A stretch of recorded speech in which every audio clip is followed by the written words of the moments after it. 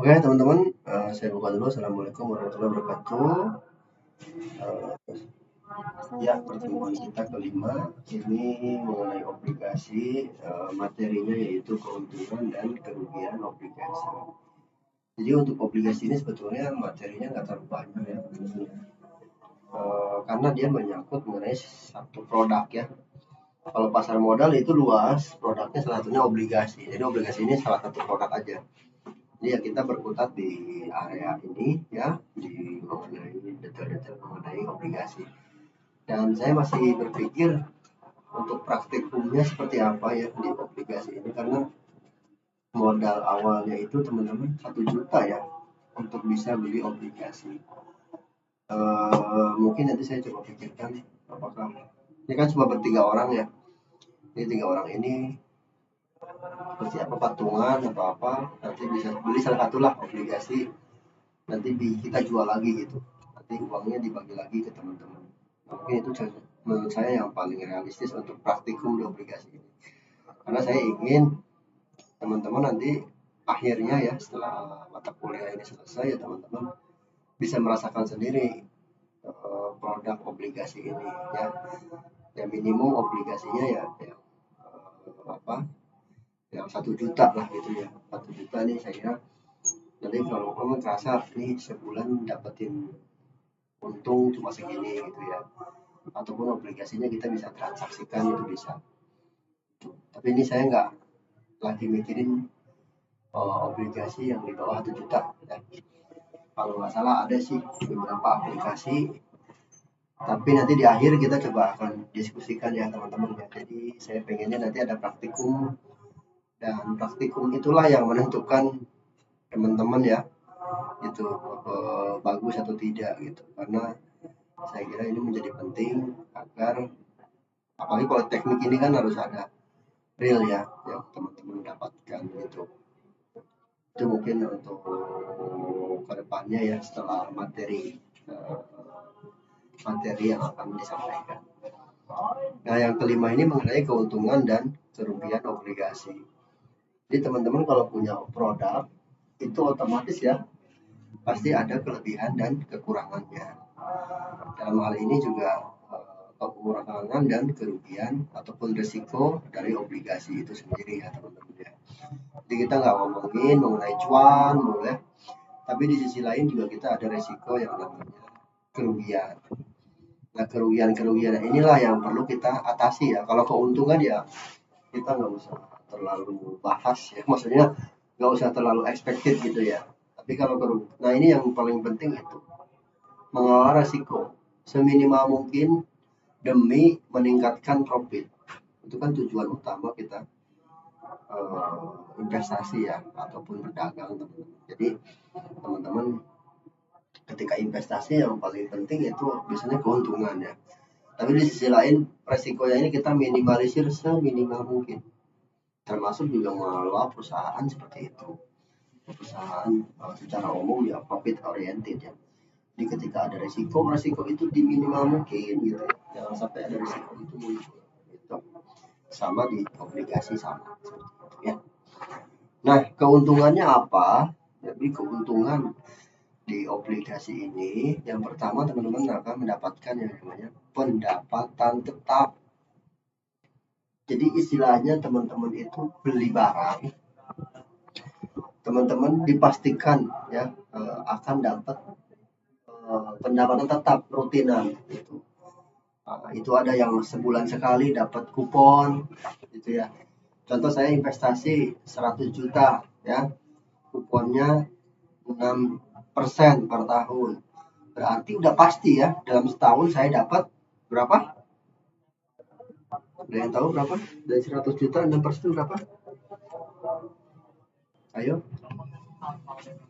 6 6 juta ya. Jadi 100 juta setahun saya dapat 6 juta. Nah, 6 juta ini dibagi 12. Berarti sebulan saya dapat berapa? Ayo. 500 ribu ya. Nah, 500 ribu itu pasti dapat ya, karena ini sebagai pendapatan tetap. Jadi istilah kupon itu seperti itu. Jadi kita dengan investasi itu uangnya nggak akan berkurang, justru bertambah. Karena prinsip investasi kan mendapatkan keuntungan ya, yaitu obligasi ini sifatnya kayak gitu. Jadi teman-teman pasti akan dapat pendapatan tetap dari situ. Pendapatan tetap di sini artinya udah kebaca berapa dapatnya gua, gitu kan. Berapa dapatnya saya nih setiap bulan, setiap 3 bulan atau setahunnya berapa. Jadi disebut dengan pendapatan tetap. Dan itu biasanya fix ya, pendapatan tetap tuh fix. Jadi kalau setahun 6% terus senornya 3 tahun ya, nanti selama 3 tahun tuh per tahunnya cuma 6%. Itu fix biasanya. Di sini bunganya tetap ya, secara berkala. Ada pertanyaan? Nggak ada ya. Lanjut ya. Keuntungan kedua adalah risiko rendah. Nah, risiko rendah ini maksudnya apa? Jadi dengan adanya pendapatan tetap ini dan sistemnya berkala, jadi kita bisa meminimalisir risiko. Resikonya itu rendah karena pasti gitu dapatnya segitu gitu. Apalagi obligasi negara kan. Jadi selama negara itu ada ya, kemungkinan besar ya negara itu akan bayar utangnya sama kuponnya. Maka disitulah resikonya semakin kecil. Beda dengan kita investasi di obligasi korporasi. Kalau korporasi kan perusahaan ini belum tentu ya apakah dia bisa bayar atau tidak. Terus pendapatannya naik atau turun. Itu ada fluktuasi di situ. Nah, maka ketika kita pendekatan investasi di obligasi pemerintah sama obligasi swasta itu berbeda. Nah, di sini kita bandingkan lagi obligasi dengan saham, pasti berbeda lagi ya, teman-teman. Jadi antar obligasi aja berbeda, apalagi ditambah dengan saham atau produk yang lainnya. Nah, maka kategori risiko rendah ini bisa dikategorikan obligasi ini paling rendah dibandingkan dengan produk lain seperti saham ataupun reksadana campuran ya teman-teman, ataupun reksadana saham. Jadi risikonya paling rendah ya. Teman-teman kalau mau investasi ini bisa ya. Dan teman-teman harus secara umum itu minimum investasinya di obligasi pemerintah dulu ya, agar risikonya yang paling. Terus obligasi ini keuntungannya apa? Sebagai diversifikasi portofolio. Itu ada istilah yang paling sering dibicarakan, yaitu adalah jangan simpan telur dalam satu keranjang. Ketika keranjang itu jatuh, maka telur yang ada di keranjang itu semua resikonya akan pecah semua ya. Coba teman-teman keranjangnya lempar dari atas gedung, kemungkinan besar pecah semua telurnya. Nah, maksudnya kita itu simpan telurnya itu di beberapa keranjang, 10 keranjang atau 3 keranjang. Maka ketika keranjang satunya jatuh, kita masih ada keranjang 2 yang kita akan input, teman-teman. Gitu ya. Jadi itu arti diversifikasi itu seperti itu, teman-teman. Jadi ketika teman-teman punya saham, ya jangan semua di saham. Sebagian itu masuk ke obligasi dan juga reksadana ya. Nah, ini kebayangnya ini saat ini karena kita uangnya masih terbatas ya. Maksud saya tuh gini, kita saat ini mungkin baru berapa pendapatannya nggak terlalu signifikan ya. Teman-teman masih mahasiswa, masih mungkin sebagian dari orang tua juga. Itu pendapatannya kita buat investasi itu masih terlalu kecil lah gitu ya. Tapi nanti ketika teman-teman ada rezeki lebih, udah kerja, apalagi usahanya udah bagus itu ya, penghasilannya setahun mungkin udah ratusan juta atau bahkan miliaran gitu ya. Nah, itu teman-teman pasti akan bingung mengelola uang gitu. Jadi ada istilahnya resiko itu tidak bisa diterapkan di satu ya, itu di satu tempat gitu ya. Saya nyimpan uang di satu bank gitu ya, itu resiko bank itu gagal nanti tinggi, makanya biasanya mereka diversifikasi ke bank yang lain gitu. beberapa bank gitu ya, contoh gitu ya. Ataupun produk juga sama, ketika teman-teman simpan semua di saham, sahamnya terjadi hal-hal yang tidak diinginkan, maka itu uang kita akan hilang di situ semuanya. Maka kita diversifikasilah ke produk obligasi dan reksadana. Dan ini kerasa sendiri ketika juga saya beberapa nasabah ya, ataupun ini klien itu dananya besar ya, maka mereka perlu yang namanya diversifikasi ini. Jadi resiko yang tetap cash juga ada ya, jadi mereka cash ada, sebagian investasi yang liquid ya, deposito, reksadana pasar uang gitu ya. Di sisi lain mereka ada yang lebih pasti obligasi, obligasi negara, sebagian obligasi swasta, baru proporsi saham juga ada. Jadi ketika semua itu udah masuk, saya kira ini menjadi hal yang aman ya, jauh lebih aman.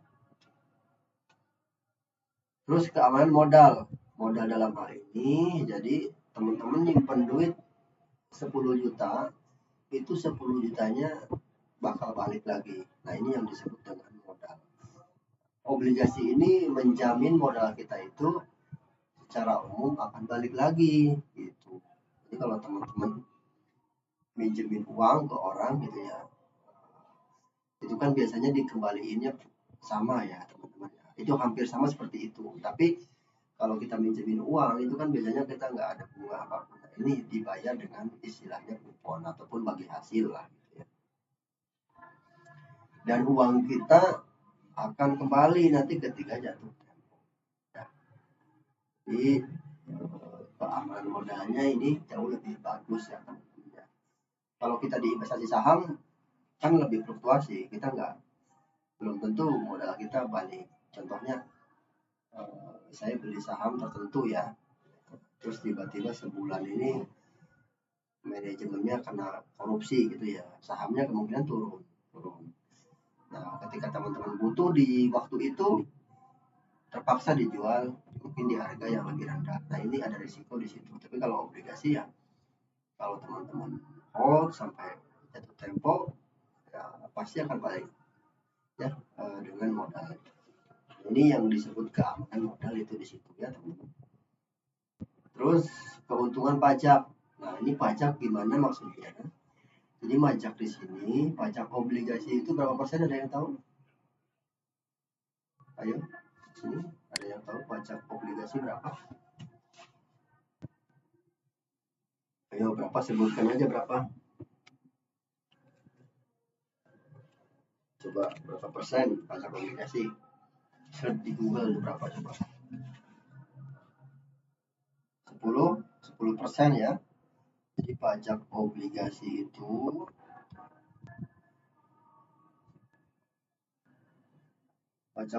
itu 10% ya. 10%. Sedangkan deposito ada berapa? Ada yang tahu deposito pajaknya berapa? Jadi teman-teman kalau punya deposito itu kena pajak penghasilan depositonya berapa persen? 20%. Nah maka obligasi inilah yang menjadi keuntungan pajak bagi sebagian orang. 10% ke 20% kecil atau iya kalau emang uang kitanya kecil. Tapi kalau udah kita nyimpan 1 miliar itu kerasa teman-teman. Contoh 1 miliar itu kuponnya 7%, berarti 70 juta ya. 70 juta setahun. Kalau pajaknya 10% itu udah 7 juta kita bayar semua. Tapi kalau 20%, 2 kali lipatnya ya, 14 juta. Kan besar. 14 juta dibandingkan 7 juta. Nah ini yang menjadi keuntungan pajak. Maka pertimbangan inilah juga yang menjadi perhatian investor untuk memilih yang namanya obligasi. Jadi kalau semakin besar nominalnya itu semakin besar juga uang yang dikenakan gitu ya teman-teman ya. Jadi pajak di sini obligasi jauh lebih rendah. Tapi ada yang lebih rendah lagi, ada saham ya. Jadi teman-teman kalau transaksi saham gen gitu ya, itu udah pajak final di situ cuma 0,1%. Dan dividen bahkan sekarang udah gratis ya, nggak ada kena pajak. Teman-teman kalau dapat dividen dari perusahaan itu sekarang tidak dikenakan pajak alias gratis. Nah, ini menjadi sentimen positif juga buat investasi di saham. Tapi secara umum obligasi ini dibandingkan dengan deposito itu jauh lebih rendah ya pajaknya. Oke, untuk keuntungan obligasi ada pertanyaan teman-teman? Sebelum lanjut, kita lanjut ya. Kita lanjut. Yes. Yang kedua mengenai risiko ya, risiko obligasi. Jadi risiko obligasi ini apa aja? Nah, risiko di sini maksudnya apa? Jadi probabilitas di mana teman-teman akan mengalami kerugian ya, kerugian. Jadi kalau investasi itu ada probabilitas keuntungan dan juga probabilitas kerugian ya. Teman-teman usaha sekarang apapun juga sama ya. Contoh saya jualan cireng di rumah gitu ya, mau online mau offline itu kan kita diukur resikonya ya. Oh ini kalau laku segini untungnya segini, tapi di situ juga kalau nggak laku resiko itu kan bagian dari resiko ya. Nah, itu juga resiko. Terus nanti kalau nggak laku barangnya kemana ya, nah itu juga jadi resiko.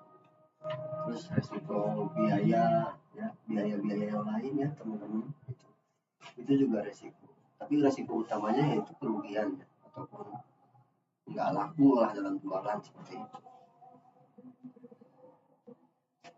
Sama ya, di obligasi juga ada beberapa jenis resiko yang perlu teman-teman atau perhatikan ya. Yang pertama adalah risiko suku bunga. Nah ini suku bunga ini maksudnya apa? Kok jadi resiko gitu ya? Jadi suku bunga di sini teman-teman, ini hubungannya dengan kebijakan pemerintah ya. Ketika suku bunga naik ya, jadi suku bunga ini bisa dilihat teman-teman di Bank Indonesia ya. Suku bunga sekarang ada yang tahu berapa?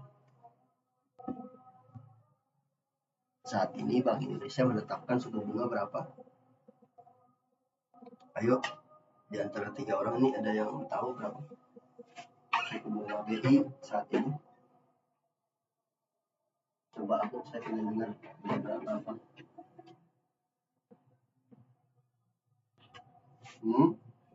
Ada yang tahu berapa suku bunga Bank Indonesia? Di sini ada 6% ya. Tesa coba 6% betul ya. Jadi BI itu menetapkan suku bunga itu tiap bulan. Tiap bulan bisa berubah, bisa tetap, bisa naik, bisa turun, itu tergantung Bank Indonesia. Ada pertimbangan khusus di situ. Tapi kita nggak bahas itu. Intinya ketika suku bunga naik, biasanya harga obligasi akan turun. Logikanya gimana? Logikanya ketika suku bunga naik, orang berbondong-bondong akan menyimpan uangnya di bank atau lembaga keuangan non bank. Menyimpan uangnya di bank lah taruhlah. Karena suku bunganya lagi tinggi, ya. Suku bunganya tinggi. Lalu daripada menyimpan di obligasi ada resiko yang lebih besar dibandingkan deposito, maka mereka nyimpannya di deposito. Maka obligasi di situ turun harganya ya, karena tadi supply and demand-nya berlaku. Ketika banyak yang jual, banyak yang masuk ke sektor lain, maka obligasi yang harganya akan turun. Sama ya, ketika suku bunga turun, maka harga obligasi secara teoritis itu akan naik. Jadi supply permintaannya. Nah, sekarang contoh suku bunga 2% ya. Teman-teman memang mau nabung di bank dengan bunga 2% deposito kan pasti jarang yang mau ya. Pasti mereka nyari yang lebih di situ. Bisa nyari yang 6%, bahkan di atas itulah intinya. Nah, maka masuk salah satunya ke obligasi. Itu pengaruh dari suku bunga.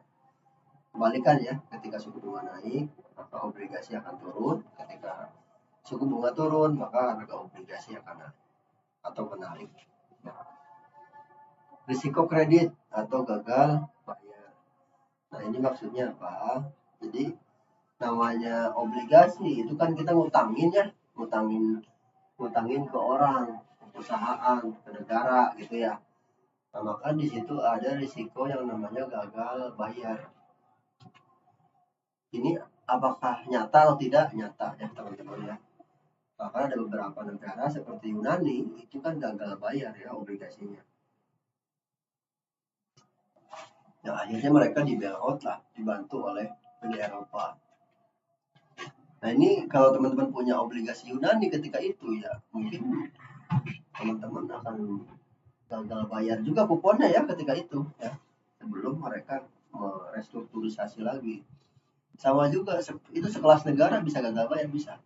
Apalagi sekelas perusahaan. Karena kan perusahaan ini bisa bangkrut, bisa. Nggak ada yang pasti ya teman-teman ya. Maka disitulah ada resiko gagal bayar. Jadi kita harus mempertimbangkan itu juga ya, agar resiko ini bisa kita minimalisir. Terus risiko inflasi. Nah, maksudnya apa? Inflasi itu adalah musuh utama dari investasi. Jadi kenapa kita investasi itu? Karena ada inflasi. Inflasi itu yang menjadi pengurang nilai uang. Coba teman-teman bayangin saat ini ya, dengan uang 100.000 di 10 tahun yang lalu atau 5 tahun yang lalu pasti berbeda ya 100.000 nya. Mungkin 100.000 kemarin itu 5 tahun yang lalu itu saya masih bisa beli barang banyak gitu ya. Tapi sekarang kok malah berkurang nilainya. Nah, itu yang menjadi hal utamanya yaitu inflasi ya. Contohnya inflasi setahun 4%. Maka secara teoritis uang kita itu berkurang 4% per tahun. Jadi teman-teman perlu menyadari uang saat ini sebetulnya jauh lebih berharga dibandingkan 10 tahun yang akan datang.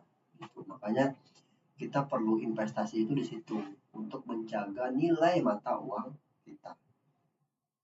Ya, agar tetap berkembang. Sehingga walaupun ada inflasi, daya beli kita tetap segitu sama, minimum sama, atau bahkan naik. Jadi inflasi di situ ya. Ketika inflasinya rendah, maka ini juga menjadi faktor utama ya terkait investasi kita. Ada yang tahu saat ini berapa inflasi kita? Teman-teman ada yang tahu berapa inflasi kita?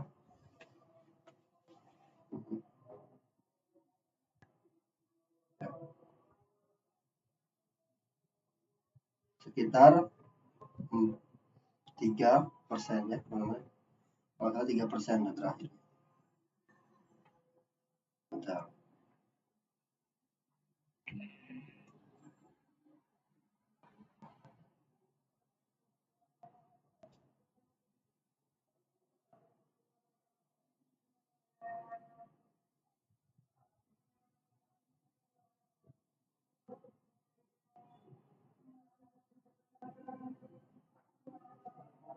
Oke ya, kita lanjut ya. Yang selanjutnya adalah risiko likuiditas. Nah, likuiditas ini gimana maksudnya? Jadi gini teman-teman. Teman-teman ini cara umum gini. Saya punya obligasi ya. Obligasinya ini teman-teman bisa jual kapanpun nggak? Nah, itu likuiditas itu. Kalau teman-teman bisa jual kapanpun tanpa khawatir gitu ya, ada orang yang mau beli atau enggak, maka itu likuiditasnya bagus. Tapi kalau ya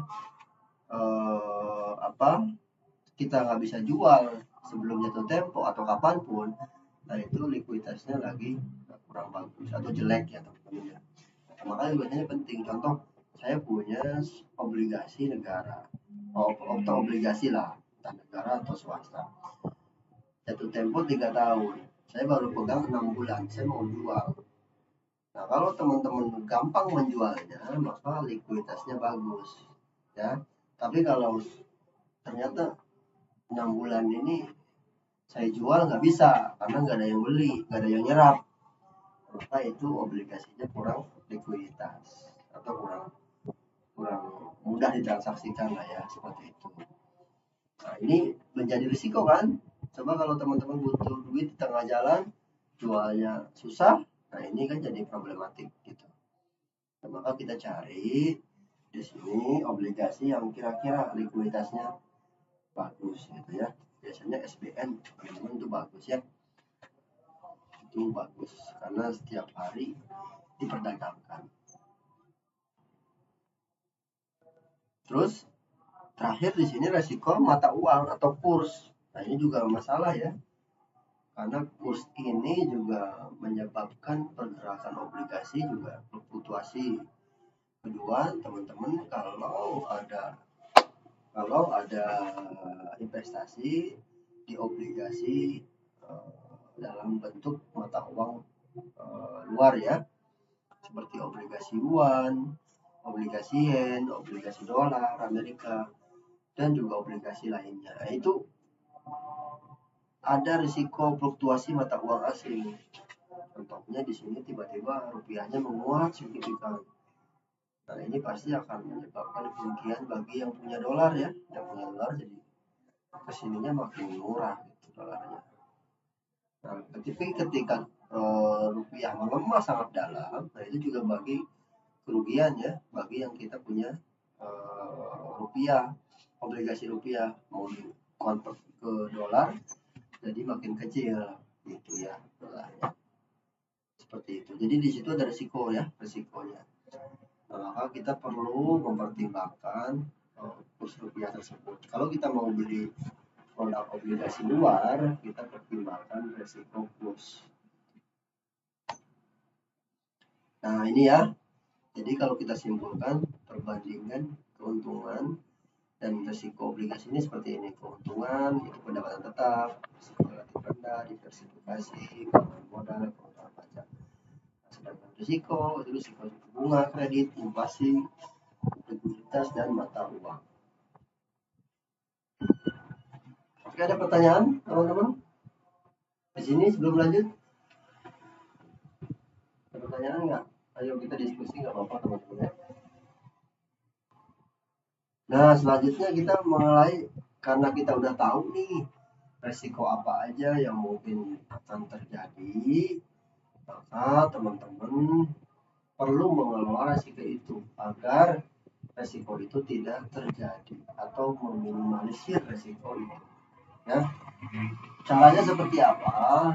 Caranya itu diversifikasi portofolio. Ya, jadi teman-teman di sini investasi lah di beberapa jenis obligasi. Jadi nggak cuma kalau yang loyal terhadap obligasi korporasi semuanya. Kalaupun korporasi harus dibagi-bagi ya korporasinya ya, ada yang ratingnya triple A, ratingnya triple apa double A gitu ya, ataupun B, maksimum B lah. Jadi diversifikasi itu penting ya, ataupun sebagian masuk obligasi negara, sebagian masuk korporasi, itu juga sama. Ataupun teman-teman diversifikasinya ke produk lain juga nggak jadi masalah ya, sebagian ke deposito, sebagian ke pasar saham, itu nggak jadi masalah ya. Artinya kita perlu diversifikasi produk. Yang selanjutnya cara untuk mengelola risiko yaitu horizon investasi. Horizon investasi ini kaitannya dengan jatuh tempo ya. Jadi kalau teman-teman investasi, teman-teman minimum ada yang jatuh temponya yang sedang, apa yang sebentar, jangan terlalu lama ya, sebentar di sini setahun gitu ya. Terus ada yang menengah setahun sampai 3 tahun, ada yang di atas 5 tahun ada. Jadi jangan semua yang terlalu jauh, mungkin yang 20 tahun gitu ya obligasinya semuanya. Nah itu kalau teman-teman butuh dana nanti repot ya. Jadi kita perlu diversifikasi juga di sini. Cuma diversifikasinya dalam bentuk jatuh temponya ya, waktunya gitu. Jadi ada waktu jatuh temponya yang sebentar, ada yang menengah, ada yang panjang. Terus di sini adalah pemantauan suku bunga. Ya, kita perlu analisa nih kira-kira suku bunga ke depan seperti apa, ekonomi seperti apa. Kalau kita analisanya bagus, biasanya kita akan ambil keputusan di situ yang tepat ya. Contoh nih kita prediksikan nih setahun ke depan suku bunga akan turun, maka kita beli obligasi sekarang. sebelum harganya naik gitu. Jadi dengan kita memprediksikan suku bunga itu kita bisa memaksimalkan keputusan membeli atau menjual obligasi yang tepat. Ya. Terus pilih obligasi berkualitas ya. Jadi obligasi kualitas dilihat dari apa? Kredit ya. Di sini peringkat kredit atau rating sebutnya ya. Teman-teman rating di situ kita bisa perhatikan. Nanti coba kita lihat ya di rating ini di website mana, teman-teman nanti bisa perhatikan di situ. Rating. Ya, kesimpulan teman-teman bahwa obligasi ini menawarkan keuntungan berupa pendapatan tetap, ya, risiko relatif rendah dan diversifikasi portofolio. Namun juga investor perlu memperhatikan ya risiko suku bunga, gagal bayar, inflasi ya pada setiap obligasi.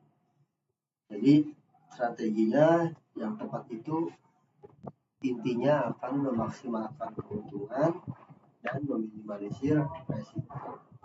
Jadi dengan kita belajar seperti ini, teman-teman nanti bisa memutuskan kira-kira mau masuk ke obligasi mana. Oke, mungkin itu aja ya. Sebelum nanti saya akan masuk ke materi rating sedikit.